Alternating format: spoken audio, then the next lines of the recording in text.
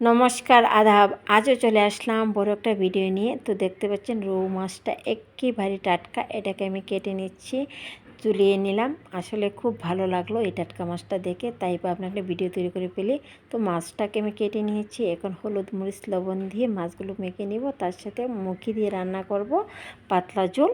তো মুখি দিয়ে আমার আসলে খুবই ভালো লাগে। তো এখন আমি মাছগুলোকে মেখে নিচ্ছি, মেখে নিয়ে চুলায় চলে যাব, মাছগুলোকে একটু ভাজি করে নিব। তো মাছগুলো ভাজা হয়ে গেছে, একপাশে তুলে রেখে দিব।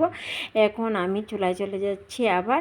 তো এখন দিয়ে দিচ্ছি সাদা তেল, তেলের সাথে পেঁয়াজ কুচিটাকে ব্রাউন করো, তার সাথে পেঁয়াজ বাটা দিয়ে দিচ্ছিলাম 2 চামচের মতন। এখন হলুদ মরিচ লবণ ধনিয়ার গুঁড়া পরিমাণ মতো সবগুলো দিয়ে পেঁয়াজ আমি আসলে জিরা বাটা দিয়েছি। এখন আমি জল দিয়ে মশলাটাকে একটু কষিয়ে নিব, তার সাথে দিয়ে দেবো পরিমাণ মতো লবণ। তো লবণটা দিয়ে মশলাটাকে ভালোভাবে কষিয়ে নেব 6 থেকে 7 মিনিট। তো 6 থেকে 7 মিনিট মশলাটা কষানো হয়ে গেলে তেল উপরে বেশি উঠছে, এখন এই পর্যায়ে মুখগুলো ঢেলে দিব, ঢেলে দিয়ে আমি আরও কষিয়ে নিব এভাবে নেড়ে চেড়ে। 2 থেকে 3 মিনিট পর পর এভাবে মশলার সাথে মুখিটাকে নেড়ে ছেড়ে দিব যাতে কষানো হয়ে যায়। আমি এভাবে নেড়ে চেড়ে 7-8 মিনিট ধরে এইভাবে মশলায় আর মুখিটাকে কষিয়ে নিচ্ছি ভালো করে। যত কষানো ভালো হবে তত তরকারিটা খেতে টেস্টি হবে। তো এক পর্যায়ে আমার কষানো হয়ে গেছে, আমি এখন হাঁড়িতে গরম জল করে রেখে দিয়েছি। তো আমার মশলাটা গরম জল দিয়ে দিব পরিমাণ মতো। তো গরম জলটা দিয়ে নেড়ে চেড়ে আমি দিয়ে দিচ্ছি পরিমাণ মতো গরম জল। তো গরম জলটা দিয়ে নেড়ে চেড়ে আমি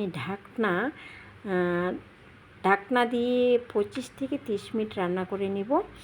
তো এখন আবার ঢাকনাটা খুলে নিলাম, খুলে নিয়ে আমি এর মধ্যে আমি যে মাছ ভেজে রেখে দিয়েছিলাম এই মাছের পিসগুলো ঢেলে দিচ্ছি।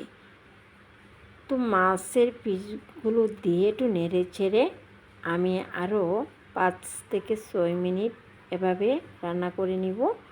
তো 5 থেকে 6 মিনিট হয়ে গেলে এই পর্যায়ে দিচ্ছি ধনেপাতা কুচি। সেটা আপনারা স্কিপ করতে পারেন যারা খান, আর যারা খান তারা দিতে পারেন, আর যারা খান না তারা নাও দিতে পারেন। তো আমি আসলে ভালোবাসি তার জন্য দিয়ে দিচ্ছি ধনেপাতা কুচিগুলো। এখন ঢাকনা না গিয়ে দমে দিয়ে দিলাম। দেখতে পাচ্ছেন তরকারির কালারটা সেই চলে আসছে, সেটা দেখি আসলে লোভনীয় লাগছে, খেতে আসলে দুর্দান্ত স্বাদ হবে। আসলে খুবই স্বাদ হয়েছে। আজকে বাসায় আমরা তো দুপুরে রান্নাটা হয়েছে, আর এখন আমি ভিডিওটা তৈরি করছি। আসলে অসাধারণ স্বাদ লাগছে তরকারিটা। তো আপনাদের কেমন লাগলো সেটা লাইক কমেন্ট, আর যদি ভালো লেগে থাকে তাহলে শেয়ার করে দিবেন। আর যারা আমার পেজটা এখনও ফলো করেনি সবাই একটু ফলো দিয়ে রাখবেন। আজকের মতো আমি বিদায় নিচ্ছি। ধন্যবাদ সবাইকে, সবাই ভালো থাকবেন।